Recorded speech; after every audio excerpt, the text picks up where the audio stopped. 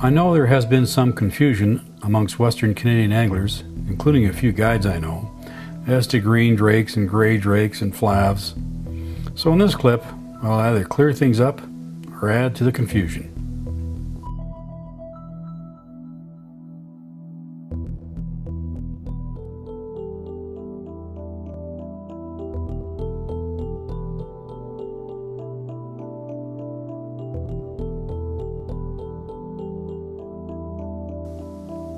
The first big drake hatch to appear each year in my part of the world is the brown drake. This is the largest mayfly I've ever seen hatching from a river. Hanging up there. I've never actually caught an adult and measured it, but their body length and wing height is at least 3/4 of an inch or more, which is about 20 millimeters.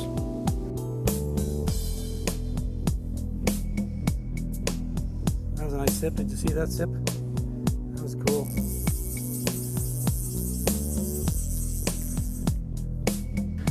The nymphs are burrowers, and they live in very slow or still water with silty or fine gravel bottoms.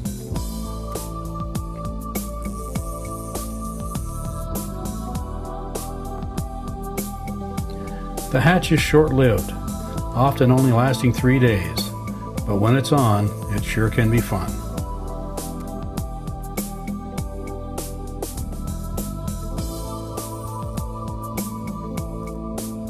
Nice fish.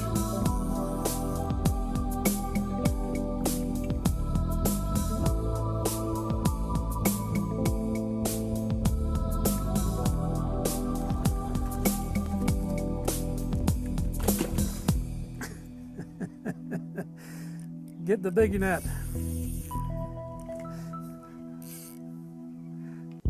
He didn't do any fight until he got in the net.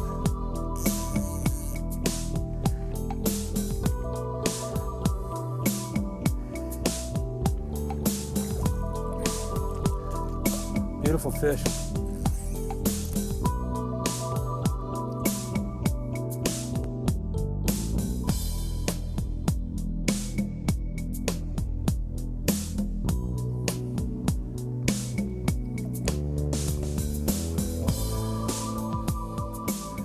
What a great fish. Brown drake hatches, huge mayflies. They only hatch for a few days in the spring, but you gotta love it because it brings the biggest browns in the river up, sipping off these things off the surface. It's a lot of fun.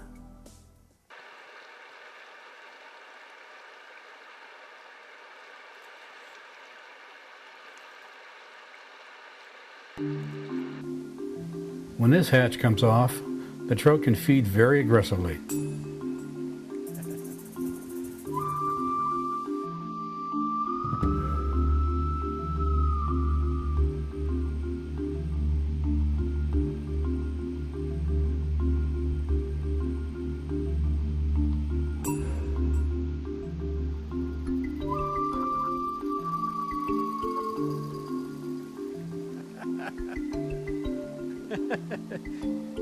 I'm just going to move down a bit. I don't think I'll be in your way. This nice trout was feeding in that little dark pocket against that far bank.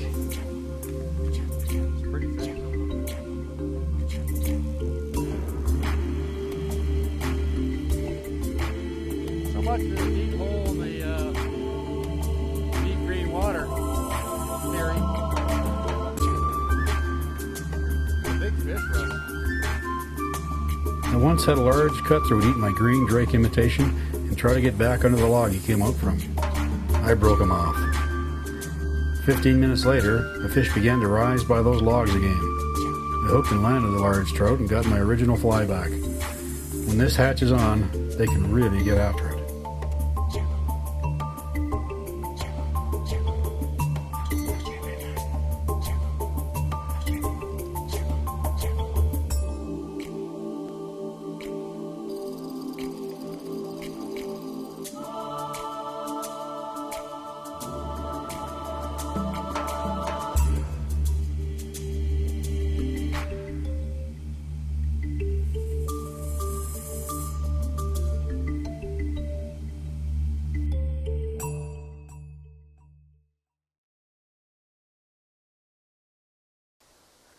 That was a big fish for that little hole.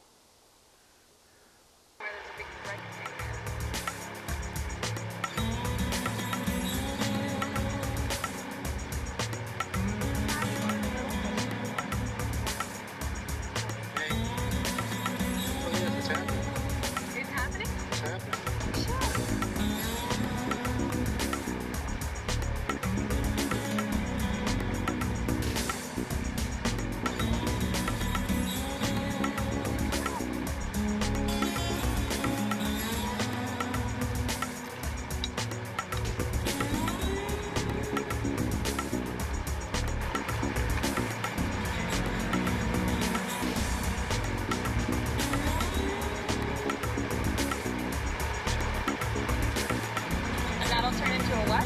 Mayfly. Look at that! That's crazy! Perhaps the least known of these 5 mayflies in this clip, the gray drake. Since they crawl out on the rocks to emerge, the hatch is not when trout feed on the adults. The nymph migration and the spinner fall is when the gray drake becomes trout food. Look for the dried nymphal shucks on the streamside rocks.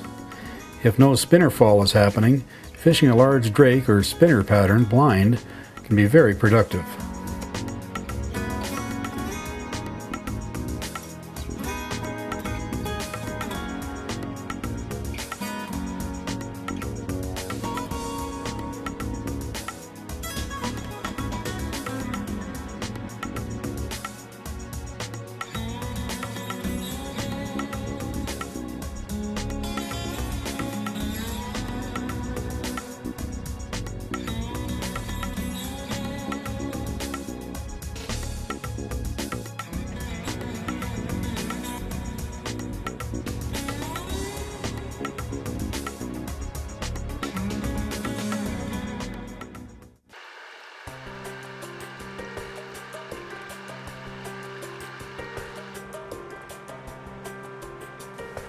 I have heard many anglers call this mayfly a gray drake or a green drake or even a slate drake.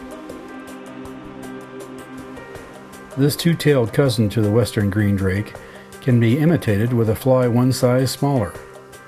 It also hatches later in the season than the green drake does.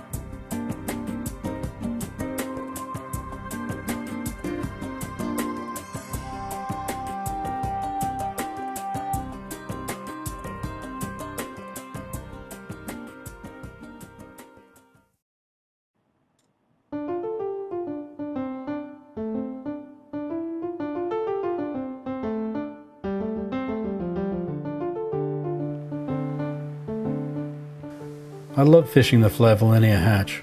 It happens late in the summer or early fall, which means the rivers are low and clear and beautiful.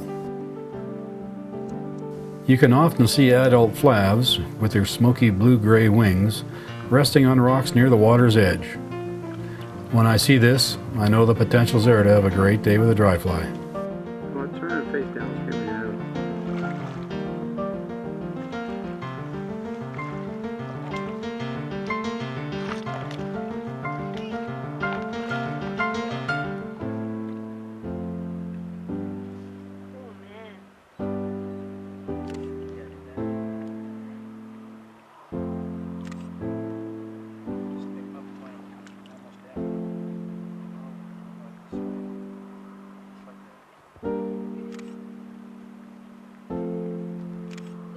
Okay.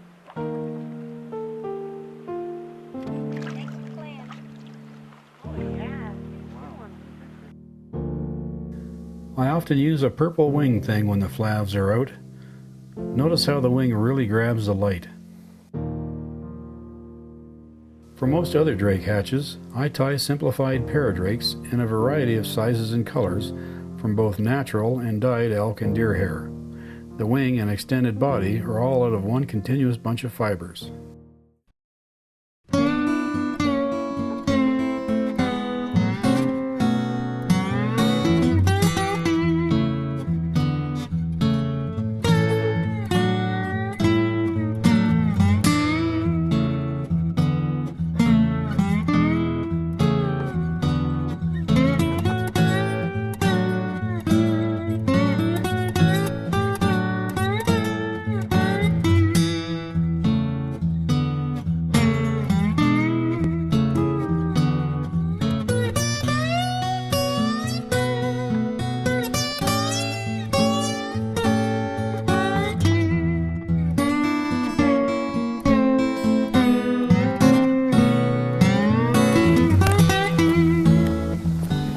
Oh, my ass is really big in these waders.